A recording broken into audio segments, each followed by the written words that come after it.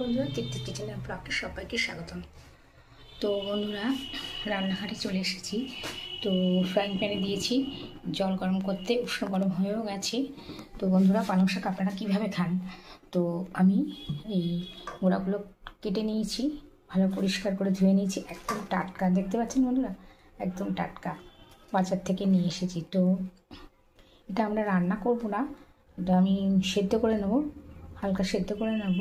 তো সেদ্ধ করার জলটাও খাবো, আর এই পাতা সেদ্ধ করে ভাতের সাথে কাঁচা সর্ষের তেল আর লবণ দিয়ে খেয়ে দেখবেন বন্ধুরা, ভীষণ ভালো লাগে।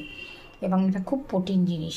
পালং শাক তো এমনি প্রোটিন, এবার তো অনেক কিছু আছে, খাওয়া তো ভীষণই ভালো। তো বন্ধুরা, যাই হোক, এই ছোট্ট ভিডিওটি যদি ভালো লেগে থাকে তাহলে লাইক কমেন্ট করে আমার পাশে থাকবেন।